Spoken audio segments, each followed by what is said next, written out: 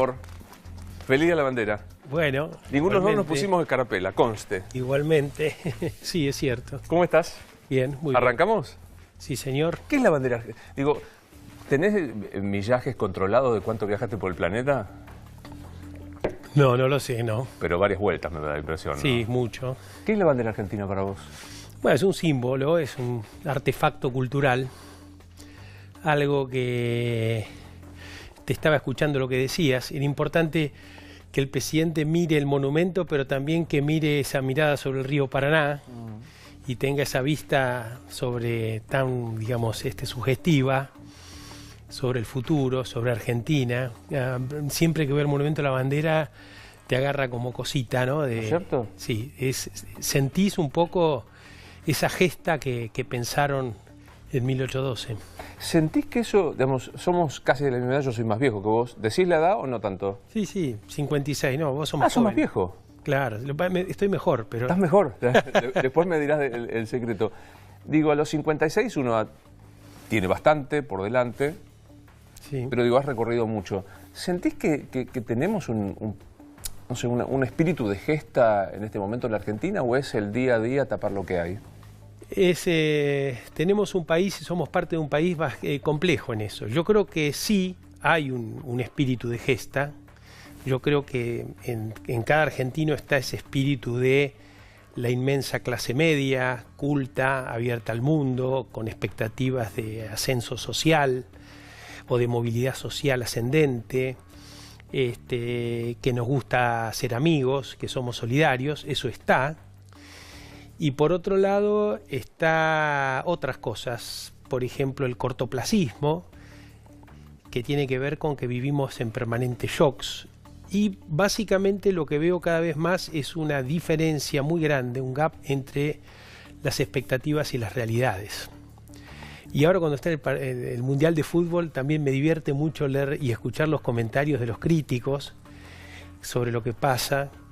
Y en el fútbol se ve, es algo maravilloso, porque si Messi hubiese metido el gol, estábamos en la gloria, diciendo que somos los mejores del mundo y haciendo todo. Como no lo metió es una tragedia, inclusive Messi es una tragedia. Bueno, creo que así también somos en la economía, en la sociedad, en la cultura. Todavía estamos como una etapa preadolescente o adolescente, ¿no? Alguien que adolece algún problema. Y eso hace que realmente no nos podamos organizar, no podamos alinearnos. Como decía un amigo mío, un santafesino también, Víctor Truco, nosotros somos una sociedad que prefiere tener razón a aprender, ¿no? Y bueno, creo que somos un poco todo eso. En la medida que nos podamos reconocer como todo eso, yo creo que vamos a salir adelante. Dame tu visión como un emprendedor, como un empresario muy importante, de estos 30 meses que lleva el gobierno de Mauricio Macri. Bueno, yo creo que hay avances increíbles, muy buenos. Es decir, creo que somos más república, que hay un Congreso activo, que debate, un Poder Judicial que aparentemente es más activo, un Poder Ejecutivo más abierto, los funcionarios van al Congreso a dar cuenta de su gestión. Se le critica que es un gobierno de CEOs, bueno, pero hay una parte buena en ser CEO, gente que sabe de gestión, y gestionar bien el Estado es cuidarlo al Estado, ¿no es cierto? Creo que estamos más abiertos al mundo, en un momento donde el mundo está complicado, se cierra, o sea, nos tocó una situación de contexto mala, pero esta apertura al mundo es sustancial. Creo que tenemos una democracia mejor y faltaría para que sea buena que tengamos un sistema de alternancia política fuerte y sustentable, pero eso no depende solo del gobierno, sino también de la oposición. Y me parece que tenemos algunos problemas que nos impiden tomar las decisiones correctas en los tiempos correctos y que está vinculado con esta diferencia entre la expectativa y las realidades. Yo creo que creemos que somos más ricos de lo que somos. Como en el fútbol, creemos que somos mejores por ahí de lo que somos. Y eso nos impide tomar decisiones conscientes, responsables, sobre las cuestiones económicas, sociales y demás. Decís algo que me resulta muy interesante, porque de verdad nosotros creemos que somos un país en vías de desarrollo, un país, no sé, hoy se habla de distintas terminologías. Tenemos el 30% de pobres. Claro. Eso nos hace un país pobre. Sí, sí. Tenemos un país donde 1 de cada 2 chicos no comprende lo que lee cuando se hace. Pero esa es la foto, pero si mirás la película es peor. Hemos creado pobreza. O sea, hemos creado pobreza donde no la había. Eso es algo que nos hace únicos. Muy pocos países del mundo han creado pobreza. Nosotros lo hemos hecho. O sea, tenemos que tener una reflexión. Y yo creo que el liderazgo del presidente, del poder, digamos, político y de los líderes sociales y los líderes empresariales, pero fundamentalmente quien ostenta la presidencia, tiene que decir claramente las cosas como somos, a una costa de perder las elecciones del costo político, ¿no? Del costo político, porque me parece a mí que es importante que alguien diga lo que somos, realmente cuál es nuestra situación objetiva.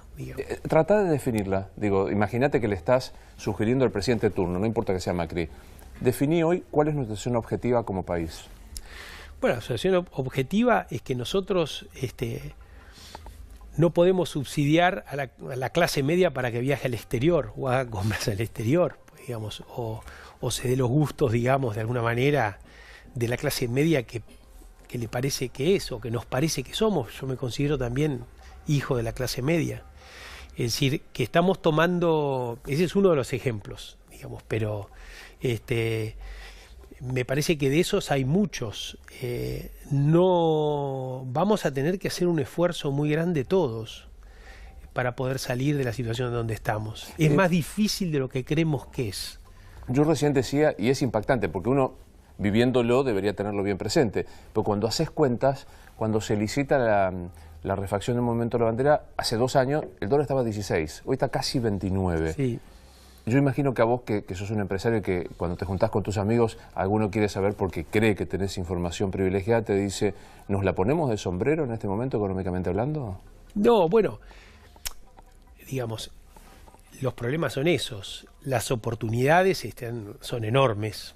Es decir, Argentina es un país que tiene mucha riqueza desde el punto de vista humano, cultural y de naturaleza. O sea, tenemos cosas para vender al mundo y para proveer al mundo que nos hacen únicos. En mi sector, agroalimentos o agroindustria es uno de ellos, pero hay otros, servicios basados en el conocimiento, turismo, minería, energía. Bueno, hay muchos sectores que realmente son diversos, son buenos. Yo que ando bastante por el mundo también, no veo muchos países con el enorme potencial de Argentina. Y eso es un compromiso y es un desafío. Es decir, no es algo que va a ocurrir, es algo que tenemos que hacer que ocurra, ¿no? Y para eso se necesita inversión, se necesitan empresarios, emprendedores, se necesita un Estado de este tiempo acompañando a estos desarrollos, facilitándolos, integrándonos al mundo. O sea, es un esfuerzo colectivo, coordinado, sistémico, y tenemos con qué y tenemos por qué hacerlo. Creo no equivocarme si digo que hay un conjunto del colectivo, mal llamado la gente, que está desilusionado, que está angustiado con lo que está pasando, de vuelta al dólar, de vuelta... Sí. ¿Estás desilusionado vos particularmente con el gobierno Macri? No, yo no estoy desilusionado. Yo lo que, digamos, veo o trato de ver objetivamente la situación, y yo creo que han cometido errores. Algunas cosas, diría yo, propias de la ilusión de alguien que asume un gobierno nuevo y que piensa que está en una nueva etapa casi fundacional de la Argentina, creando un nuevo sistema político, una nueva forma de ver la política, que en los momentos oportunos y buenos que tuvo no tomó las decisiones de fondo que había que tomar. O sea, a veces hay que tomar decisiones duras cuando mejor te va. O sea, cuando mejor te va es cuando está el momento oportuno de hacerlo. Porque es cierto que un gobierno no peronista tiene menos oportunidades de hacer transformaciones de fondo porque le falta por ahí soporte político. Pero este gobierno las tuvo y probablemente las tenga nuevamente en algún momento. Esto no es el 2001. No, definitivamente no. También el 2001 trajo una serie de consecuencias como shock cambiario devaluaciones del 400%, una industria prácticamente que estaba con el 50% de la capacidad instalada y con un shock muy impresionante que trajo esa dramática pobreza. Casi el 60% de los argentinos eran pobres. Yo creo que no, estamos lejos de eso, pero van a venir momentos duros, que hay que explicar muy bien para qué vamos a hacer ese sacrificio, porque es un sacrificio que no necesariamente va a ser de largo plazo, no es el sacrificio de nuestros antecesores italianos o españoles de la posguerra, que eso sí era duro. Va a haber menos dureza, va a durar menos tiempo, pero vamos a tener un valle de algunos años, de un gran sacrificio, de un gran esfuerzo, y que lo va a tener que hacer en forma equilibrada toda la Argentina, y el gobierno determinará la balanza, ¿no?, de quién paga, cuánto paga, cómo se paga, y lo vamos a tener que hacer entre todos. Pero alguien paga, o sea, no hay vuelta. Obvio, siempre se paga. Aunque nos parezca que no pagamos, al final pagamos. ¿Cómo te sentís cuando se dice este gobierno favorece a los grandes grupos económicos del campo y les da todos los beneficios y castiga a la gente? No, puede ser un prejuicio, un mito, pero no es la realidad, ¿no? Y si uno ve de los grandes grupos de siembra que había hace 10 años, prácticamente no queda ninguno. Es decir, si hubiesen estado favorecidos, hubiesen sido, digamos, hoy estar vivos y con balances potentes, y eso no existe. O sea, han vuelto a sembrar o a hacer agricultura muchos de los pequeños y medianos campesinos que se decía antes que estaban desapareciendo. Hoy, obviamente, algunos desaparecen, pero la mayoría o una gran parte están creciendo. No, yo creo que no, y yo creo que las empresas están haciendo un gran esfuerzo. De hecho, si uno mira los balances de las empresas, se ve mayor debilidad, pérdida de patrimonio. Muchas empresas estamos en esa situación. El gradualismo era una forma, diría yo, elegante de decir: en este momento los empresarios también ponen. ¿Qué sentiste cuando se rumoreó hace poco, bueno, hay que volver a aplicar más derechos de más retenciones para el campo para paliar el déficit? Bueno, yo ahí siento gran decepción, porque es como que no aprendemos de la realidad que está frente a nosotros. La baja y la quita de retenciones de los últimos años, en realidad tuvo un impacto positivo sobre la recaudación del gobierno. O sea, bajar impuestos le permitió al gobierno recaudar más. En Argentina ese es otro de los grandes problemas. Tenemos un récord de impuestos que pagamos, más o menos el 40% del Producto Bruto Interno, 38% porque bajó un poquito, pero solo paga 2/3 de la población, hay 1/3 que evade. Entonces, la realidad es que los que pagamos, no pagamos el 40%, pagamos el 60%, el 70%, porque hay una gran parte que no paga. Entonces, si nosotros logramos que paguen los que no pagan, podríamos aumentar la recaudación bajando los impuestos. Y esas son las cosas estructurales que hay que hacer en el país. En la vieja fantasía de tengo 80 hectáreas, 100 hectáreas y vive toda la familia y me voy de viaje a Europa, ¿es eso, una fantasía? Y es un poco de fantasía. Es decir,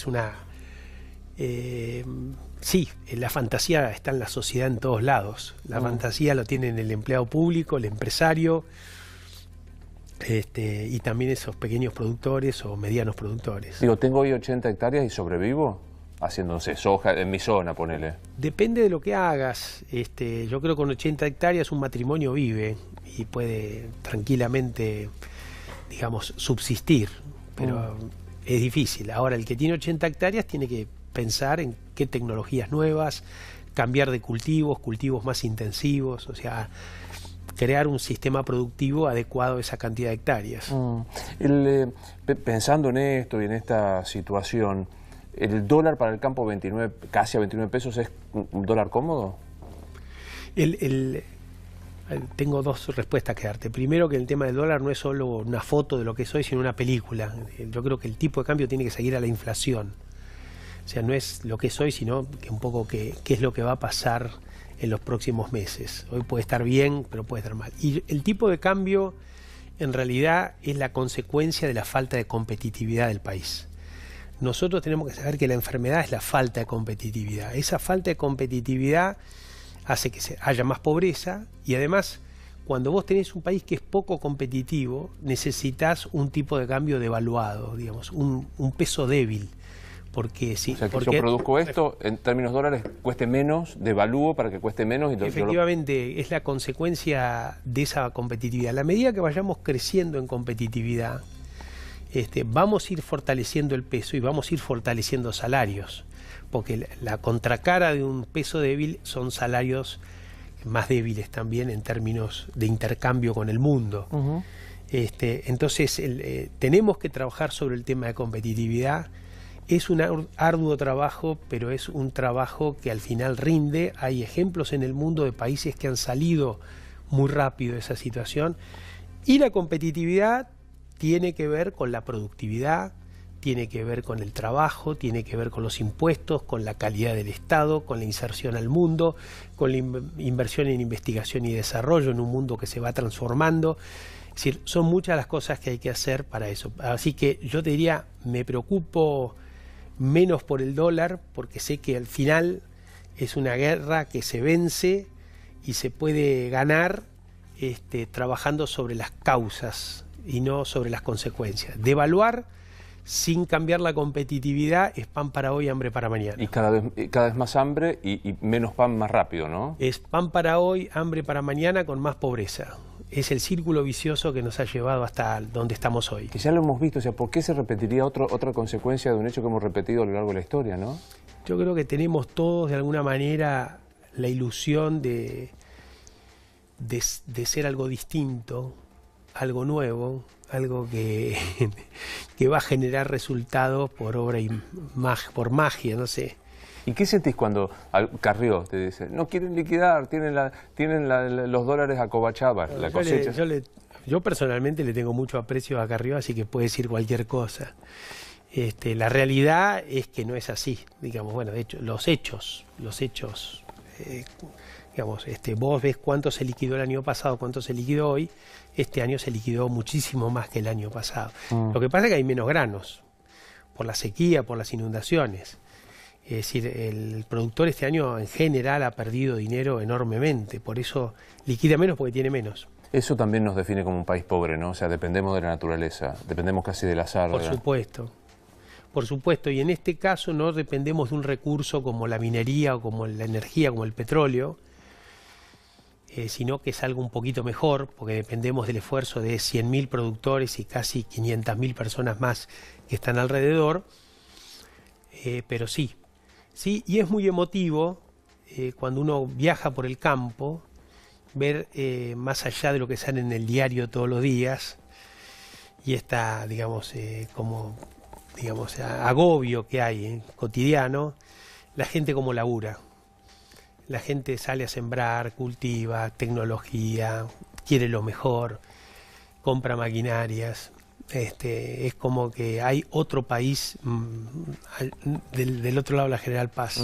Menos neurótico que el que vemos todos los días. ¿Qué recuerdo tenés de aquel día de cuando Cristina dijo el yuyo por la soja? No, bueno, fue un momento complicado. Yo creo que mi punto de vista es que no fue una cosa despreciativa, ¿no? Lo dijo como un chiste, como una ironía y bueno, después quedó. Pero en todo caso era el desconocimiento, ¿no? No hay que olvidarse que ella y Néstor básicamente venían de una provincia muy lejana donde básicamente las actividades que tenían que ver con la renta, ¿no? Y no con la producción. De ahí esta idea aislada del mundo de que integrarse era un peligro y de que no se podían generar relaciones ganar-ganar. Siempre para que alguien gane, otro tiene que perder. Y esa es la matriz de pensamiento que lo llevaba a tomar decisiones, ¿no? Definime a Cristina Fernández de Kirchner. Bueno, yo objetivamente creo que digamos, era una persona que no tenía capacidad de gobernar. O sea, si yo tuviera que criticar algo al kirchnerismo objetivamente, es la falta en la calidad de la gestión de las cosas públicas. Sobre las otras cuestiones, bueno, la justicia dirá o no, digamos, pero la falta de gestión era notable y en algunos casos, más vinculados con la economía, mucho más. En otros casos no tanto, ¿no? En lo de ciencia, tecnología. En educación también tuvieron, porque Cristina y en general el kirchnerismo era bien visto por los sectores sindicales, docentes, entonces había una posibilidad de diálogo transformador que no se hizo, perdimos una oportunidad. ¿Y cómo explicas frente a este diagnóstico tuyo, que es esto, es un diagnóstico tuyo, que hoy se hable de un 25, un 30% de intención de voto? Bueno, yo creo que hay gente que le importa menos la calidad de gestión o no la vincula directamente como un problema. Y sí le cree en otras cuestiones de cómo se estructura el pensamiento vinculado a la política, ¿no? Es que en realidad Argentina es víctima de una conspiración conspiración interna y externa, y entonces creo que es mucho más fácil creer en ese tipo de cosas para tratar de explicar lo cotidiano que pensar que la responsabilidad está en nosotros mismos, en el esfuerzo, en competir con el mundo. Es como, no sé, la selección argentina va a jugar al Mundial y dice que todos los árbitros los bombean, están en contra y que realizaron full y que justamente no se dio porque tuvieron la mala suerte de que, y no entender que el problema somos nosotros mismos. De la misma manera que te pregunté por Cristina, definime a Mauricio Macri, Gustavo.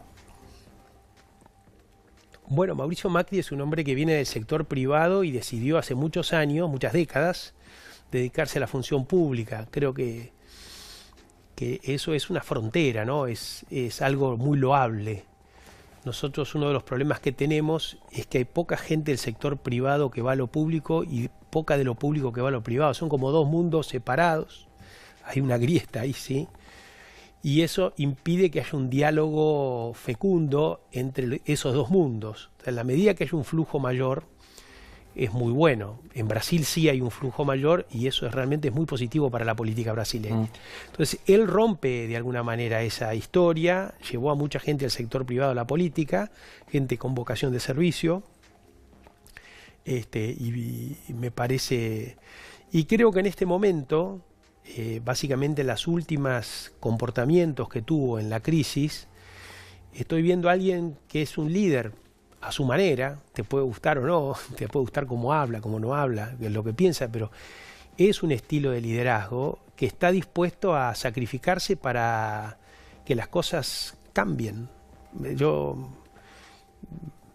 A mí me, digamos, más allá del éxito o no que tenga, ojalá que aparezcan mucha gente con vocación por lo público, ¿no? Pienso, el que te está viendo, que te dice está dispuesto a sacrificarse y tiene los aumentos de tarifas, el 30% de inflación, sí, el miedo a perder el trabajo o no tenerlo. Es terrible, sí. Yo creo que vamos hacia eso, vamos a un periodo donde hay que tomar decisiones.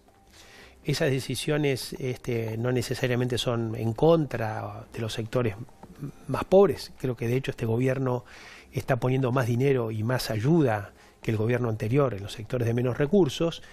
Creo que se está afectando mucho a la clase media, y creo que la clase media va a hacerlo. Y después está la clase alta, que obviamente que hay que tratar a través de los impuestos y la redistribución del ingreso que haga también su mayor aporte, ¿no? Me parece a mí que el sector privado, la población va a tener que hacer ese aporte. Creo que Macri está consciente que el gobierno tiene que hacer una serie de reformas para que también sean aportes, y en eso van a muchas de los compromisos que se ha tomado con el FMI.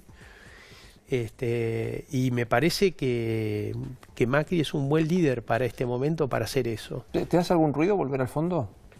No, a mí no. Obviamente que uno vuelve al fondo no porque le va bien. Digamos, el análisis es la situación en donde estábamos o donde estamos, que estamos mal, y la necesidad de tener un organismo multilateral que de alguna manera avale lo que estás haciendo. Eso para los inversores del mundo o para quienes manejan los flujos de capital del mundo es fundamental. Uno preferiría que el país sea fuerte, estable, consolidado y que no necesite del FMI. Pero en la situación que estamos, yo creo que ha sido una buena decisión. El tiempo lo dirá. ¿Sos rico? ¿Yo? Sí. Yo creo que sí, porque hago lo que quiero.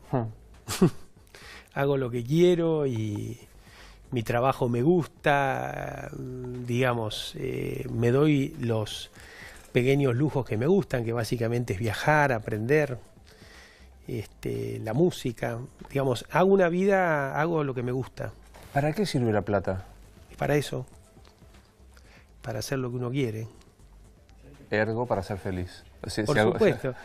Sí, yo creo, por eso, un amigo de mi viejo le preguntaron, ¿usted tiene mucha plata? Y él le contestó, tengo más de lo que necesito y menos de la que vos pensás. Mirá, yo creo que la felicidad no tiene que ver con tener o no tener dinero. La felicidad tiene que ver con estar consciente de sí mismo, poder hacer lo que a uno le gusta, disfrutar, tener los tiempos para eso. Sí, soy rico en ese sentido. Contame para el que no lo sepa, ¿de dónde vienen los Grobo? La familia Grobo-Kopatel viene de lo que hoy es Moldavia. Era una región del Imperio Ruso que se llamaba Besarabia, que era el límite entre el Imperio Turco Otomano y el Imperio Ruso. Y la familia fue a vivir ahí, probablemente venían de Polonia o de Alemania. Se fueron a vivir ahí porque el Imperio Ruso quería instalar gente ahí porque era la zona de frontera con el Imperio Turco. Y ellos vinieron a Argentina en 1910, de alguna manera perseguidos por este proceso que se llamaban los pogroms, que eran levantamientos en contra de la comunidad judía en distintos lugares de Europa. Y bueno, ellos vinieron en 1910 y se instalaron en Carlos Casares. ¿Abuelo? ¿Tu abuelo? Abuelo de 9 años y bisabuelo de 30, ponele, que nunca logró aprender español. ¿Nunca? No, se murió antes. ¿Y qué aprendiste, digamos? ¿Qué sentís que hay como...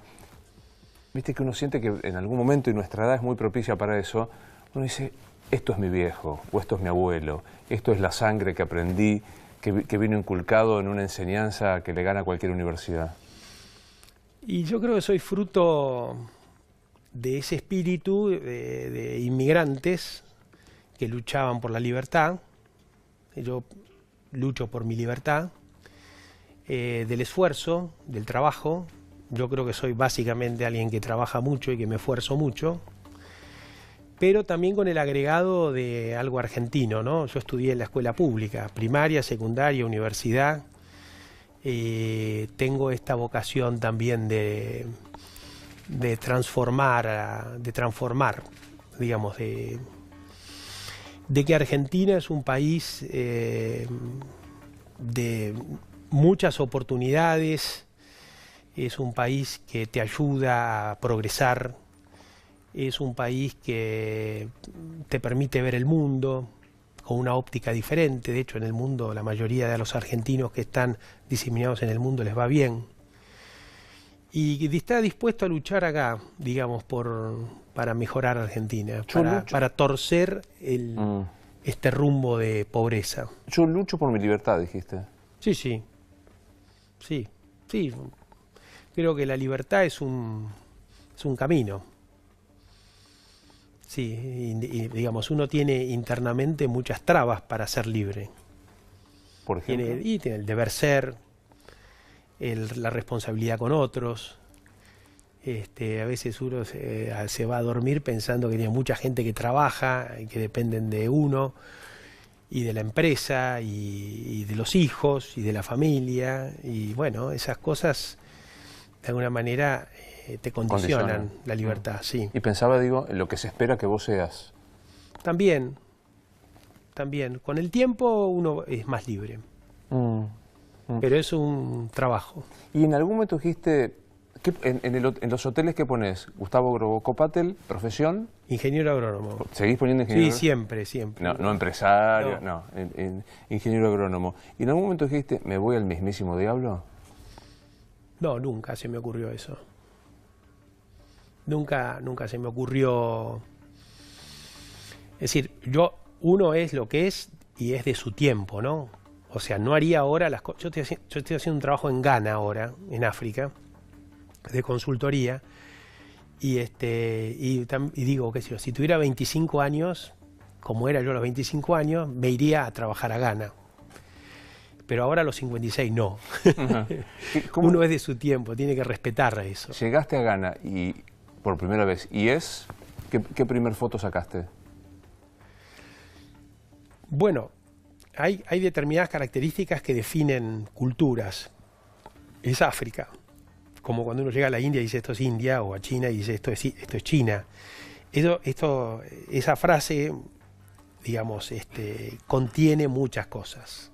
Hay una forma de ver la vida, hay creencias, hay determinadas cuestiones, no sé, lo que para vos es orden a lo mejor no es orden para ahí, lo que para vos es suciedad no es suciedad para ahí.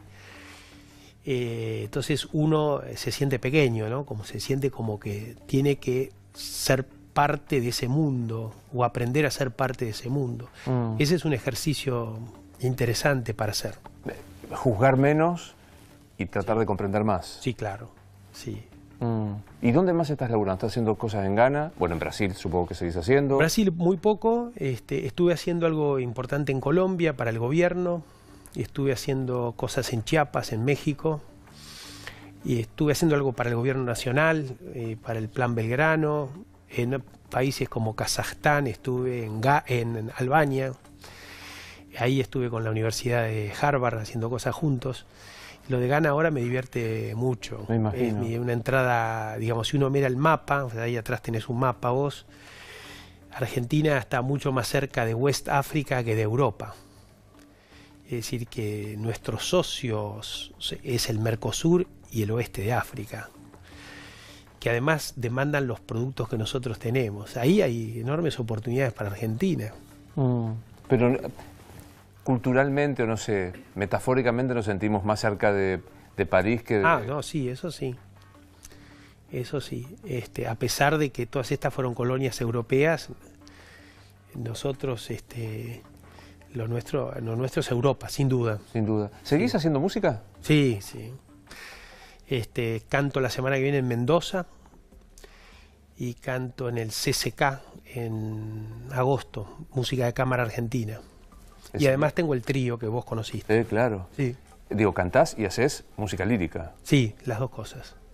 ¿Me contás como el tipo que sabe explicarle al planeta cómo se hace la mejor soja se sienta y hace música de cámara argentina? Bueno, quizá puedo explicar eso porque hago música. Yo creo que uno no es dos personas. Es decir, es más, yo tengo la hipótesis de que el pensamiento artístico y el pensamiento científico, si querés, son partes de uno que hay que cultivar de la misma manera. Porque el pensamiento artístico está vinculado con la comunicación. Uno es más empático, porque el arte es comunicar. Claro. Sos más creativo, eso está vinculado con la innovación. Entonces, comunicar, innovación, creatividad, son las competencias que se requieren hoy para ser un buen empresario. Y eso sale del pensamiento artístico. Sos mayo del 68, la imaginación... Yo creo que sí, yo creo que sí, que la imaginación sigue siendo, la imaginación al poder sigue siendo... tenemos que tener, los políticos de este tiempo, los empresarios de este tiempo, tienen que ser mucho más imaginativos. ¿Sentís que el PRO tiene esa apertura, aferrados a las encuestas como en algunas? ¿Te sientes apertura de ser más artistas? Me da la impresión que es algo que se está construyendo, ¿no? Es algo nuevo. Es algo nuevo. Es decir, los partidos...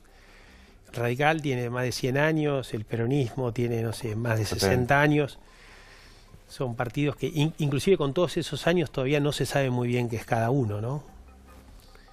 El PRO va a tener que encontrar, es algo nuevo, y va a tener que encontrar el PRO y Cambiemos, no sé, esa coalición va a tener que encontrar también un ser. Es bueno ese juego que planteaste, vas a Ghana ahora a hacer lo que tengas que hacer. Concretamente, ¿qué estás haciendo? ¿Un proyecto de desarrollo agrícola? Estoy ayudando al Banco de África a definir programas de desarrollo de áreas rurales, fundamentalmente en lo que llaman las sabanas. África es un país que consume muy poca proteína, mucho menos de lo que dice la OMS que hay que consumir, y tienen que hacer proteínas internamente, además, para crear trabajo. Claro. Estoy ayudándolos a pensar estrategias de ese tipo. Te encontrás con el presidente del Banco de África, trabajan y a la noche van a cenar y te dice, Grobo, ¿me decís qué es me definís el peronismo? El peronismo es un movimiento. Eso sabemos todos. Es una zaraza que decimos Y peronismo somos todos. Pero ¿qué dijo el general? Sí, yo no soy antiperonista, aclaro, y además entiendo muchas de las cosas que pasan. Me parece que eran cosas de otros tiempos. Eran cosas de otro tiempo, donde se pensaba el centro y la periferia. Era un mundo que se estaba empezando a cambiar después de las guerras y que necesitaban una mística de desarrollo nacional basada en las fuerzas, en determinado tipo de fuerzas. Una burguesía nacional. Pero resulta que hoy la burguesía nacional no existe más porque, la globalización hace que los burgueses se transformen en emprendedores y que hoy sean más importantes los emprendedores globales que la burguesía nacional, porque las barreras del Estado-Nación son cada vez más lábiles y porosas. Entonces hay que repensar, hay que hacer un peronismo del siglo XXI. Y para hacer un peronismo del siglo XXI hay que romper con lo que te ancla al pasado. Te tomo la frase, si buscamos el título bien gorila, preguntado por un gorila, el peronismo es cosa de otro tiempo. El peronismo, tal como mucha gente dice, que pasa que hay muchos peronismos que piensan en un peronismo moderno. O sea, esto mismo que te dije yo te lo puede decir un peronista. Yo creo que hay una gran cantidad de gente que piensa en un peronismo para otro mundo, un mundo que ya pasó. Sí. ¿Nos morimos y qué pasa, Gustavo? No pasa nada. Otro que me tocó, que me complica, pues yo pienso lo mismo. O sea, yo deseo que venga alguno que me... ¿No pasa nada? No, yo siempre digo, por ahí te hacen esa pregunta y me lleva por delante un auto y estoy por morirme y tengo un segundo para pensar algo y lo que pienso es, hice todo lo que quise y yo aproveché el tiempo lo mejor que pude y nada, pasó. Pero Six Feet Under, metro 20 y fue. Sí, queda un poco, algunas cosas quedan del recuerdo, de los amigos que te recordarán, de tus hijos, o de yo, y que ojalá que inspiren cosas buenas, pero eso tampoco está en tus manos. Está como decía Yupanqui cuando decía esta imagen de que la flecha está en el aire para llenarse de sol y que donde cae la flecha, ahí vos no sabés dónde cae la flecha de lo que hiciste, ¿no? Es una hermosa imagen la de llenar de sol esa flecha que va volando, ¿no? O sea que nada, si nos están, no venís de una familia católica claramente, pero digo, si nos está mirando el Papa... No le va a gustar. Yo no soy, tengo un gran respeto por las religiones, desde el punto, y que más creo que son útiles, pero yo no soy practicante. ¿Te seduce la imagen de Francisco? Sí, cómo no, sí. Sí, es un actor vibrante de este tiempo y es un ser humano, con sus cosas buenas y sus cosas malas, pero es seductor, sí. Bueno, juguemos un rato. Yo que también soy agnóstico y creo que se termina y se termina, pero fui educado y vos también, por vivir acá, en la historia del paraíso y el infierno, de todas estas cosas. Ponele que hubiese. ¿Qué te toca? ¿Paraíso o infierno? No sé, sorpréndame usted. Te toca decidir. ¿Macri, paraíso o infierno? Uy.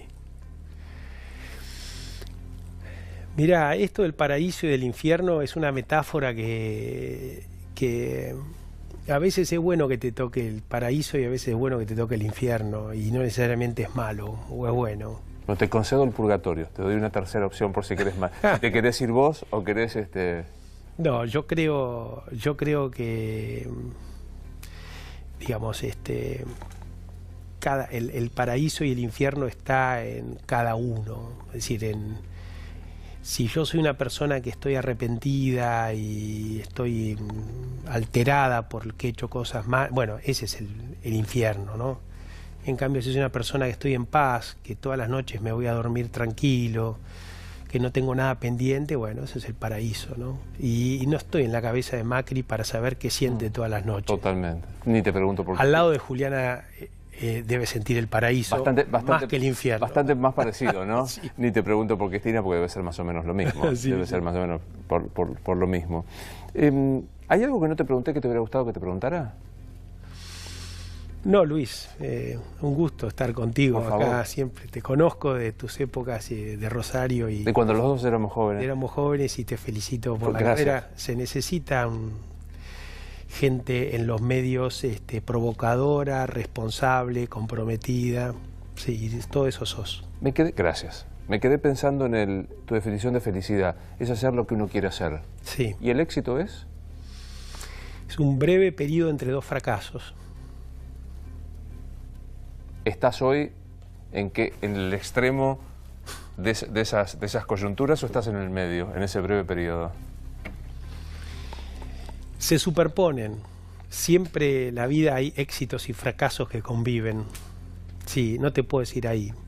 Yo creo que es éxito, pero es cierto que también hay pequeños fracasos todos los días, ¿no? Yo soy de los que creen que el fracaso es mucho más pedagógico que el éxito. Sin duda. Sin duda. Sí, el éxito pedagógico es difícil. Hay que tener mucha... ser muy, digamos, bien estructurado para poder entender al éxito como un aprendizaje. Muchísimas gracias. Un placer verte. Placer a vos. Queremos agradecerle a Dassler Hotel.